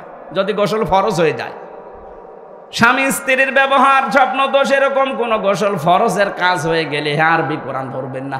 কিন্তু ব্যাখ্যা করা আছে ইংরেজিতে, ব্যাখ্যা করা আছে বাংলায়, ব্যাখ্যা করা আছে উর্দুতে। আপনি কোরআন শরীফের ব্যাখ্যা বিশ্লেষণ তাফসির আছে, ধরতে পারবেন না। কে বলেছে আপনাকে? এটা আমার মনে হয় ইহুদি আর খ্রিস্টানদের সূক্ষ্ম একটা ষড়যন্ত্র, আমরা যেন কোরআনের কাছে সবসময় আসতে না পারি। এর কাছে সবসময় আসতে না পারলে আপনি জীবনের গাইডলাইন পাবেন না। এই কথা বুঝতেছেন? দেরি হয়ে যাচ্ছে। আমি যেটা বলতে চাই, আল্লাহ রাব্বুল আলামিন এবার জানিয়েছেন, সুম্মা খালাকনান নুতফাতা আলাকাতান ফাখালাকনাল আলাকাতা মুদগাতান ফাখালাকনাল মুদগাতা ইযামান ফাকাসাউনাল ইযামা লাহমা। এই যারা চলে যাচ্ছেন শুধু প্রসাব পায়খানা আর বিড়ি খাওয়া বাদ দিয়ে কেউ যাবেন না। খুব বেশি নেশা লাগলে বিড়ি খেয়ে আবার চলে আসবে। তাছাড়া যদি ভালো লাগছে না চলে যাচ্ছে, আপনার কিন্তু গোনা হবে ভাই। যে কয়জন যাচ্ছে আমার মনে হয় এগুলোই যাচ্ছে, হয় পোশাক পায়খানা অথবা বিড়ি খাওয়া। যান, নেশা যদি বেশি লাগে খেয়ে কিন্তু আবার চলে আসবেন বলছি। খুব জরুরি না হলে উঠেন না, আমার সামনে কিছু কথা আছে খুব দরকার। কবরে যেহেতু আজ হোক কাল হোক যাওয়াই লাগবে, যাওয়ার পরে যদি ধরা খেয়ে যায় এ পুরা জীবনটাই মাটি। এটা না কেউ যদি ধরা না খায়, সেই জন্যই তো আজকের এই আলোচনা। আল্লাহ আমাদের প্রত্যেককে অনুধাবন করার বোঝার যোগ্যতা দান করেন, বলেন আমিন। এখান থেকে একটা বেদাত আজকে বাংলাদেশ থেকে আমি তুলে দিতে চাই এই শব্দ দিয়ে, খুব খেয়াল করে শুনবেন। শিক্ষিত মানুষ যারা আছেন তারা একেবারে নাম সই করতে পারেন এমন মানুষ এখানে আছেন না? আর শিক্ষিত তো বাদই দিলাম, নাম সই করতে পারেন এরকম মানুষ হাত তোলেন তো। ঠিক আছে, বাকিগুলো তো সব আয়ে বিয়ে পাস। আল্লাহ পাক বলেন সুম্মা খলাকনান নুতফাতা আলাকা। এই যে বাবার স্ফলিঙ্গ দিয়ে পানিটা বের হওয়ার পরে মায়ের রেহেমের ভেতরে জমা, এই নুতফাটাকে আমি আল্লাহ আলাক বানাই 40 দিনে। কয় দিনে? শুধু আলাক বানিয়ে শেষ করেনি, ফাখলাকনাল আলাকাতা মুদগা, এটা আরেক 40-এ মুদগা বানায়। এখন আলাক কাকে বলে, নুতফা কাকে বলে, মুদগা কাকে বলে? এই তিনটা শব্দের গুরুত্বপূর্ণ একটা শব্দ আমরা এখন নিরসন করব, যেটা মুদগা বলা হয়। বাংলাদেশে আজ হাজারো দরবারে এই শব্দ নিয়ে ধোঁকা দিয়ে বোকা বানিয়ে তারা ব্যবসা করে খাচ্ছে। আপনি মেলাবেন, দেখবেন আপনার জীবন পরিষ্কার হয়ে যাবে। বলবেন এ কি ধোঁকায় ছিলাম গো। আমি এই মুদগা সম্পর্কে একটা হাদিস বলছি, এবার তাকান। আল্লাহর নবী জানিয়েছেন, আলা ইন্না ফিল জাসাদি মুদগাতুন। এদিকে তাকান, বললাম না ক্লাস চলছে। আলা, সাবধান বা জেনে রাখো, ইন্না ফিল জাসাদি মুদগাতুন। ইন্না মানে অবশ্যই, ফি মানে মধ্যে, জাসাদ মানে শরীর, মুদগা মানে গোস্তের টুকরা। অবশ্যই প্রতিটি মানুষের শরীরের ভেতরে একটা গোস্তের টুকরা আছে। কোন জায়গায় আছে? না না, শরীরের ভেতর। ফিল জাসাদি, শরীরের মধ্যে। এখন কি এখানে যারা বসে আছেন কেউ বলতে পারবেন এই মাথা আমার শরীর, বুক আমার শরীর, পেট আমার শরীর, পুরাটা মিলে কি? বলেন বলেন। নবীজি কিন্তু এ কথা বলেন না যে এই পেটের ভেতরে বা মাথার ভেতরে বা বুকের ভেতরে, এটা বলেননি। কোন জায়গায় এখন আপনাকে আবিষ্কার করা লাগবে। আলা ইন্না ফিল জাসাদি মুদগাতুন, অবশ্যই মানুষের এই 3.5 হাত বডির ভেতরে এক জায়গায় এই মুদগাটা আছে। ইদা সলুহাত সলুহাল জাসাদু ওয়াইদা ফাসাদাত ফাসাদাল জাসাদু। যখন ওই গোস্তের টুকরাটা ভালো হয়ে যায় তখন পুরা শরীর ভালো হয়ে যায়। ওইটা যখন খারাপ হয়ে যায়, নষ্ট হয়ে যায়, ওই মানুষটাও নষ্ট হয়ে যায়। নবীজি শেষের ভাষায় বলেন, আলা ওয়াহিয়াল কলব, ওই গোস্তের টুকরাটার নাম হচ্ছে কলব। নাম কি? বলেন বলেন। এবার আমার প্রশ্ন হচ্ছে, শব্দটা ছিল মুদগা। মুদগা শব্দ, আপনি কম্পিউটারের কাছে যান, এই মুদগা শব্দ আরবিতে হোক, ইংরেজিতে হোক, বাংলায় হোক, পৃথিবীর 4,500 ভাষা আছে। যে ভাষায় লিখে ওর ভেতরে দেন, দেখেন মুদগা হওয়ার শর্ত বের করে দেবে। চিকিৎসা বিজ্ঞান জানাচ্ছে যদি মুদগা বলতে চান 3টা বিষয় লাগবে তার ভেতরে। 1 নম্বরের ভেতরে রক্ত থাকতে হবে। কি থাকবে? এই মায়ের যে রেহেমের ভেতরে বাবার যেটা জমা হয়, এটা কি রক্ত? কি? বীর্য। বলেন বলেন। এর আরবি নাম নুতফা। আরবি নাম কি? এই নুতফাটা 40 দিন পরেই কিন্তু বীর্য হয়ে যায় না। বীর্য পাল্টাতে পাল্টাতে 40 দিনে হয় আলাক। আলাক মানে, আলাক শব্দের আবিধানিক অর্থ এখন বাস্তবে যেটা বিজ্ঞান দেখাচ্ছে, আলাক মানে ঝুলন্ত। এই যে যোগ বলে না, যোগ, যোগ এভাবে কি থাকে? ঝুলে থাকে। মায়ের জরায়ুর দেওয়ালের ভেতরে ঠিক চোখের মতো আমরা এভাবে 40 দিন ঝুলেছিলাম। তার আরবি নাম আলাক। ইকরা বিসমি রাব্বিকাল্লাযী খলাক। খলাকাল ইনসানা মিন আলাক। আলাকটার ব্যাখ্যা বিজ্ঞান এখন কম্পিউটারের কাছে, এখানে থাকলে আমি স্ক্রিনে আপনাকে দেখাতে পারতাম কি করে ঝুলি আছে। আমার মনে হয় এভাবে তথ্যগুলো আবিষ্কার করার মাধ্যমে মেডিকেলে যারা ছেলেমেয়েরা ডাক্তারি পড়ছে এদেরকে যদি এইভাবে আমরা দেখিয়ে বোঝাতে পারতাম, মুসলমান ছাত্র ছাত্রীদের ঈমান আরো বেড়ে যেত। আলাক মানে ঝুলন্ত, 2 নম্বরে আলাক মানে জমাট বাঁধা রক্ত, আলাক মানে 3 নম্বরে যোগ, 99টা অর্থ আছে এই শব্দটার। এতটুকু আল্লাহ শেষ করে দেয়নি, বলে 3 নাম্বারটা জায়গায় যে এটা মদগা হয়, মদগার প্রথম শর্ত হতে হলে ওই 40 দিন 80 দিনের পরে হয়ে যায় ওটা। প্রথমে রক্ত আসবে ওর ভেতরে, 2 নম্বরে চর্বি তৈরি হবে, 3 নম্বরে রাবারের উপরে কামড় দিলে একটা দোড়া কাটা ভাব তৈরি হয়। কি আপনি রাবারের উপরে কামড় দেন, একবার দাঁত বসে একটা দোড়া কাটা ভাব তৈরি হয়, ওইটা তৈরি হবে। এই 3টার সমন্বয়ে যেটা হয় তার আরবি নাম বলা হয় মদগা। এবার আমার শিক্ষার বিষয় হচ্ছে, আমরা যে বাংলাদেশে আজ 68,000 পীরের দরবার থেকে কথা শুনি যে তোমার কলব পরিষ্কার করা লাগবে। ওরা বলে বাম স্তনের 2 আঙ্গুল নিচে একটা গোস্তের টুকরা আছে, ওইটার নাম কলব। ওটা যদি ধাক্কা মারো জিকির দিয়ে তাহলে ওটা পরিষ্কার হবে, কি বলে না? আমার প্রশ্ন হচ্ছে, কলব হওয়ার জন্য নবীজি যেটার নাম বললেন প্রথমে ওইটার নাম শব্দ কি বলেছিলেন? মুদগা। আলা ইন্না ফিল জাসাদি, প্রতিটি মানুষের শরীরের ভেতরে গোস্তের টুকরার নাম কি? মুদগা। বলেন মুদগা হওয়ার শর্ত কয়টা? আরো জোরে বলেন। 1 নম্বরে রক্ত থাকবে, 2 নম্বরে চর্বি, 2 নম্বরে, 3 নম্বরে দোড়া কাটা ভাব থাকবে। আপনি আমার উপরে রাগ না করে কোরআন আর হাদিস নিয়ে কম্পিউটারের সামনে বসে গবেষণা করে মিলান। আমি তো আন্দাজে বলছি না, পড়ে বলছি। আমারটা যদি ভুল হয় আপনার মানার দরকার নেই, আপনার বাবারটাই মানেন। কিন্তু আমারটা ভুল প্রমাণ করতে না পারলে আপনার ওই বাবার ব্যবসা বন্ধ করা লাগবে। আমি ব্যবসা বলছি এই কারণে, মুদগার সাথে শেষের শব্দটা ছিল আলা ওয়াহিয়াল কলব। নবীজি বলেন ওই গোস্তের টুকরাটার নাম কি? তাহলে মুদগা হওয়ার যে শর্তগুলো, এটার নাম যেহেতু কলব, আমরা যেহেতু কলব এই জায়গায় বলছি বাম স্তনের 2 আঙ্গুল নিচে। এবার এখানে আপনি বুক চিরে ওইটা গোস্তটা বের করেন, আপনি দেখবেন ওখানে হয়তো রক্ত আছে, গোস্ত আছে, চর্বি পাওয়া যাবে। রক্ত, গোস্ত, চর্বি, কিন্তু দোড়া কাটা ভাব আপনি পাবেন না। 3 নম্বরের শর্ত বিজ্ঞান মিলাচ্ছে। এই যে মাথাটাকেও যদি এই মগজটা ফেলে দেন, উপরের খাপড়ি মগজ বের করে নিয়ে আসেন, এখানে সামনে আছে ফ্রন্টাল লব, অক্সিপিটাল লব, প্যারাইটাল লব, হাউজিং লব। এখানে 70টা জিনিস লাগানো আছে। 70টা জিনিসে 70,000 তার দিয়ে পুরা শরীরে আমার আল্লাহ কভার করছে। এই সামনে যেটা আছে ফ্রন্টাল লব, আমরা মনে করি এইটা দিয়ে আমরা দেখি না, দেখি তো চোখ দিয়ে, কিন্তু এটা প্যারাইটাল লব পেছনে লেখা আছে। পেছনে এই জায়গায় যেটা সেট করা আছে, এখানে তার দিয়ে আল্লাহ ঘুরিয়ে পেঁচিয়ে আপনি মানুষের এই পুরা চামড়াটা ফেলে দেবেন, দেখবেন বিশাল ইঞ্জিনিয়ারিং কায়দায় আল্লাহ বানিয়েছে।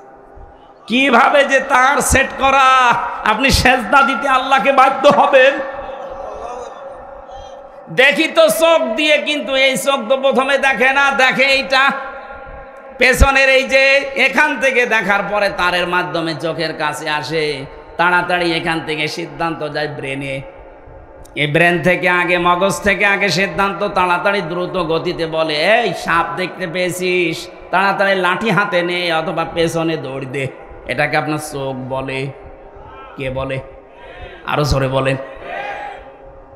তাহলে এবার মগজ আপনি খুলে দেখবেন, ওর ভেতরে চর্বি আছে, ওর ভেতরে রক্ত আছে, আর ওই যে দোড়া কাটা ভাব ওর ভেতরে আছে। ওটা শুধু ভাব, দোড়া কাটা না, ওগুলো সব নার্ভ। আমার আল্লাহ এমন ভাবে সেট করে রেখেছে, প্রতিটি সেলের ভেতরে আবার আছে সুখ, দুঃখ, কষ্ট, আনন্দ। এখানে আবার 80 প্রকার জিনিস পাবেন। আমার সাথে কোরআনের সাথে বিজ্ঞানের সাথে আমি যখন বসে মিলাই, আমার মাথা এমনিতে আল্লাহর সেজদায় নত হয়ে যায়। রব্বুল আলামিন বলেন, তাহলে আমি যেটা বোঝাতে চাচ্ছিলাম, বাংলাদেশ সহ আর ভারতে এই দুইটা দেশে এগুলো বেশি। আজ হাজারো মানুষকে জিকিরের নাম দিয়ে কলব পরিষ্কারের কথা বলি ও করছেন। আরে ভাই, জিনিস তো ওখানে নেই। নবীজি বলেছিলেন এই গোস্তটা ভালো হয়ে গেলে মানুষ ভালো হয়, এটা খারাপ হয়ে গেলে মানুষ নষ্ট হয়ে যায়। তা আমার এখানে যেটা আছে এইটা খারাপ হলে মানুষ তো খারাপ হয় না, খারাপ হয় এইটা। এর ভেতরে যেটা আছে এইটা যদি কারো নষ্ট হয়ে যায় তখন লোকটা পাগল হয়ে যায়। এইটা খারাপ হয়ে গেলে ঘুষ খায়, এইটা খারাপ হয়ে গেলে সুদ খায়, এইটা খারাপ হলে মিথ্যা কথা বলে, এইটা খারাপ হলে জেনা করে। আর কথা বলছে না কেন? এরা যদি সত্যি আমরা আজ বুঝে ফেলি, বাংলাদেশে আজ হাজারো দরবারে উল্টাপাল্টা জিকির বন্ধ হয়ে যাবে।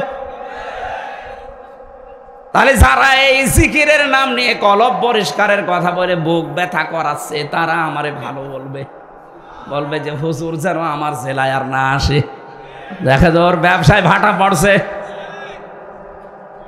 আরে ভাই, বুক পরিষ্কার করে কি করবেন আপনি?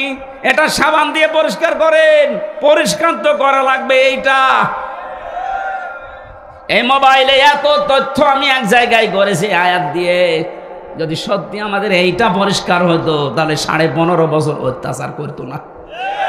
এইটা পরিষ্কার হলে 15.5 বছর আয়না ঘরে থাকা লাগতো না। আপনি বলছেন আয়না ঘর কি? 10 দিনে আমার জীবন বিষিয়ে উঠেছে, অথচ ওখানে আমি 8 বছর 10 বছর 14 বছরের মানুষ পেয়েছি। ওখানে কবরের মতো জায়গায় আছে, আপনি তো টের পাচ্ছেন না, শুধু দরবারে বসে বসে হু হু করছেন। এইটা খারাপ হয়ে গেছে, এই কারণে মানুষ এত জুলুম করে। বিনা কারণে মিথ্যা মামলা দিয়ে ধরিয়ে দেয় ওনার কাছে, আবার নিজেই ওনার কাছ থেকে টাকা দিয়ে ছাড়িয়ে নিয়ে আসে। এটা 15.5 বছর হয়নি, কিচ্ছু জানে না। ঘরে শুয়ে আছে, ঘুমিয়ে আছে, ঘুম ভেঙে দেখছে ওনার থানায়, কি গো তুই গাছ কেটেছিস? কখন? স্বপ্নে। এইরকম মামলা চলছিল। কথা বলেন না কেন? আমার নামে যে মামলা ছিল এরকম গায়েবী মামলা, আন্দাজে, আমি কিচ্ছু জানি না। আমার বাড়ি থেকে ধরে নিয়ে আসলো, গ্রামের বাড়ি কুষ্টিয়ার হালসায়, অথচ পরের দিন পেপারে ওরা লিখে দিল যে ওনারা কুষ্টিয়ার মজমপুর থেকে। পুরা মিথ্যা। এখান থেকে যে মিথ্যা আরম্ভ হয়েছে, পুরা কেস 3 বছর পুরাটাই মিথ্যা। মামলার আয়ু ছিল এই যে পাশে মাদারীপুরের ট্যাকের হাটে বাড়ি, ওনার আমি খুঁজতেছি, পাচ্ছি না। ওনার দোষ না, ওনারে দিয়ে করানো হয়েছে। কয়েকদিন আগেও আমি কথা বলেছিলাম যে কি আমার মামলা তো সব ঢিসমিস হয়ে গেল, আপনি কোথায়? বলছে হুজুর আমারে মাফ করে দেন। মাফ করবো মানে? আমারে যে 3 বছর ফাঁসির কন্টেম সেলে রেখে দিলেন, আপনাকে আগে 3 বছর রাখি, এরপরে বলেন মাফ করে দিন। বিশেষ করে আমার দায়িত্বে যারা ছিল রিমান্ডে, এসপি শেখ ইমরান, খুলনায় বাড়ি, আমি এই লোকটাকে ছাড়বো না, কারণ এই ইচ্ছা করলে আমার অনেক কিছু বাঁচিয়ে দিতে পারত। মোবাইলটা নিয়ে এমন এমন দৃশ্য উল্টাপাল্টা করেছে। আমার ম্যাডামের ছবি ছিল বিয়ের দিনের, ওইটা দেখে বলছে কি পূর্ণিমার ছবি আপনার? কিসের পূর্ণিমা? এই যে আরে ভাটা আমার, এটা আমার বউ। হুজুর এত সুন্দর বউ পেয়েছে, কি করে? দাঁড়ান বউ তুলে নিয়ে আসবো। বলেন কত চরিত্র, কত নিচে নামলে কথা বলতে পারে একটা আলেমের সাথে।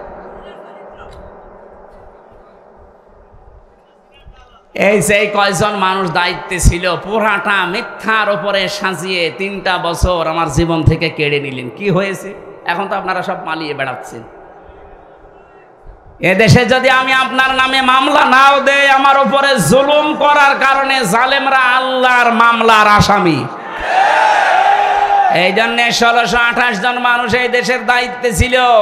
1628 জন মানুষই আমার মনে হয় আল্লাহর মামলার আসামি। দেখেন কম বেশি হয় নিজে জুলুম করেছে, নাই নিজে জালেমের সহযোগী। মদগার ব্যাখ্যা যেটা বললাম, আমার চিন্তা ভাবনা গবেষণা, আমার যারা উপরে আছে তাদের যদি ভুল হয় আপনি আরো বেশি করেন। আমার মাথা তো ছোট, এ বড় বড় মাথা আছে, এই ফজল ভাইয়ের মতো এরম মোটা মাথা যাদের, তাদের চিন্তা ভাবনা আরো বেশি করেন, দেখেন কি পান। আমি আপনাকে জানাচ্ছি আহ্বান যে আফালা ইয়াতাদাব্বারুন আল কোরআন, চিন্তা ভাবনা করেন কোরআন শরীফ নিয়ে, আপনাকে আল্লাহ হেদায়েত দিয়ে দেবে ইনশাআল্লাহ। কিন্তু এইটা বাদ দিয়ে আজ গবেষণা হয় লালনের জীবনী নিয়ে, কত মন গাঁজা খেয়েছে। বাংলাদেশে লালন গবেষণাগার তৈরি হয়, আফসোস ৯৬% মুসলমানের দেশে কোরআন গবেষণাগার নেই। এই কথা বলেন না কেন? বেশি সময় হয়ে গেল না? না বেশি, 1 ঘন্টা সময় চেয়েছিলাম, 1 ঘন্টা 10 মিনিট হয়ে গেছে। না বলতে তো পারবো, এখনো কেবল একটা পয়েন্টও যায়নি। হ্যাঁ আমি বলে যাই না? না, এই মানুষের এই মাথায় কথা ধরারও লিমিট আছে। এই যে 45 মিনিট করে ক্লাস নেওয়া হয় কেন? যারা ক্লাস নেয় বিশ্ববিদ্যালয়ে ওদের জ্ঞান নেই তাই না? ওরা ক্লাস নিলে, ডক্টর লোকমান স্যার ক্লাস নিলে মনে হয় এই 45 মিনিট না 45 দিন চলে যাবে, আপনি টের পাবেন না, এত জ্ঞানী মানুষ। কিন্তু 45 মিনিটের পরে সরকার ওনারা আর ক্লাস নিতে দেবে না, আর একজন চলে আসবে, ওনারটা বাদ। কারণ মানুষের মেধায় কথা ধরার তো লিমিট আছে। আমি বলেই গেলাম, আপনি শুনিয়েই গেলেন, না এভাবে দরকার নেই। ক্লাসের সিস্টেমে আমি কথা বলি, আর এইটাই নিয়ম। 10 মিনিট বলার পরে যদি 5টা কথা বাড়ি নিয়ে যেতে না পারেন, ও বলাও যা না বলাও তা। আমি বই লিখেছিলাম ছেলে বসে বসে, যেগুলো লিখেছিলাম তার একটাই 3-4 দিন আগে পাবলিশড হয়েছে, এই সৃষ্টি জগৎ নিয়ে। এই মদগা শব্দের ব্যাখ্যা ওখানে আছে। এই গাড়ি কি আমার নাকি? এই গাড়িতে আমার লিখিত বইটা আছে, শিক্ষিত মানুষরা অবশ্যই নিয়ে যাবেন। আজকের আয়াতের ব্যাখ্যা ওখানে করা আছে। আমি পড়াটা পারলাম না, 11টা বেজে গেছে। আমার 10টায় ঘুমানোর কথা ডাক্তারে বারবার বলে, আমি আজকে বাদ দিয়ে দিচ্ছি। আমি সাইদ ভাইয়ের ওখানে করব, বাকিটা দেখবো ইনশাল্লাহ। আজকের মতো 11টা অনেক রাত, আমি এত রাত পর্যন্ত জেগে থাকি না, 10টায় ঘুমিয়ে পড়ার নিয়ম। আল্লাহুম্মা আমিন। লা ইলাহা ইল্লা আনতা সুবহানাকা ইন্নী কুনতু মিনাজ জালিমিন। আল্লাহ তাআলা যেভাবে আরম্ভ করেছিলাম, সারা রাত যদি কেটে যেত কেউ বাড়ি যেত না। কোরআনে কারীম শোনার জন্যে তোমার বান্দা বান্দিগুলো এত পাগল, এদেরকে তুমি কোরআনের হেদায়েত নসিব করে দাও। সম্মানিত মা বোন, শুনলাম এর চাইতে ডবল হয়েছে তারা। আল্লাহ তাদেরকে খাদিজার মতো, আয়েশার মতো বানিয়ে দাও রব্বুল আলামিন। মেয়েদেরকে যে 4টা কাজ তোমার নবীজি দিয়েছেন, 5 ওয়াক্ত নামাজ আদায় করা, রমজানের ফরজ রোজা রাখা, নিজের স্বামীরকে জায়েজ হুকুম মেনে খুশি রাখা, নিজের শরীরকে হেফাজতে রাখা, পর্দায় রাখা, এই 4টা কাজ তুমি আমাদের মেয়েদের করার তৌফিক দাও। এ মাহফিলের প্রধান অতিথি যিনি, শ্রদ্ধাভাজন বড় ভাই, এলাকার কৃতি সন্তান জনাব মিয়া নুরুদ্দিন অপু, অসুস্থ হয়ে সিঙ্গাপুরে আছে। আল্লাহ তাকে শেফায়ে কামেলা আজেলা নসিব করে দাও রব্বুল আলামিন। এ মাহফিলের প্রধান অতিথি, বিশেষ অতিথি যারা এসেছে, সম্মানিত সভাপতি আমার ইমন ভাই সহ আল্লাহ তাআলা এ থানার অফিসার ইনচার্জ, আমাদের অভিভাবক শ্রদ্ধাভাজন বড় ভাই ওসি সাহেব সহ যত আলেমরা বসে আছে, আলেমদেরকে তুমি মঞ্জুর করে নাও। এ মাহফিল করতে গিয়ে তোমার বান্দা টিটু সহ যত যুবকরা আঞ্জাম দিয়েছে, প্রত্যেকটা যুবককে অমরের মতো বানিয়ে দাও। এদেরকে যে মা পেটে নিয়েছে, মায়ের পেট খাদিজার মতো বানিয়ে দাও। এলাকায় মাটির নিচে যত মানুষ ঘুমিয়ে আছে, কোরআনের ইজ্জতে মাফ করে দাও। তোমার যে বান্দার মাধ্যমে সেই কুষ্টিয়া থেকে পর্যন্ত কোরআনে কারীম বলার জন্য এসেছিলাম, হাফেজ সাইদুল ইসলামকে কবুল করো আল্লাহ। মাওলানা হোসাইন আহমেদ সহ আব্দুল বাতেন ভাই সহ যত আলেমরা এখানে কথা বলেছে, আলেমদের কথাগুলো জীবনে আমলের সুযোগ দাও। জগদ্দল একটা পাথর আমাদের বুকের ওপর থেকে সরিয়ে দিয়েছ আল্লাহ। চর্ম চোখে আমরা দেখতে চাই কোরআন দিয়ে দেশটা চলছে। সর্বপ্রকার জুলুম থেকে তুমি আমাদেরকে বাঁচাও। 3টা বছর জালেমের জেলখানায় আমার শরীরটা অসুস্থ হয়ে গেছে। আল্লাহ তুমি আমাকে শেফায়ে কামেলা আজেলা নসিব করে দাও। আমার শরীরটাকে আগের অবস্থায় আবার ফিরিয়ে দাও। কখন কার কাছে মরণ চলে আসে আমরা জানি না, মরণ আসলেই যেন পড়তে পারি লা ইলাহা ইল্লাল্লাহু মুহাম্মাদুর রাসূলুল্লাহ। আসসালামু আলাইকুম। ওই যে গাড়ি দেখা যাচ্ছে, সাদা গাড়ি, যাওয়ার সময় নিয়ে যান। অনেক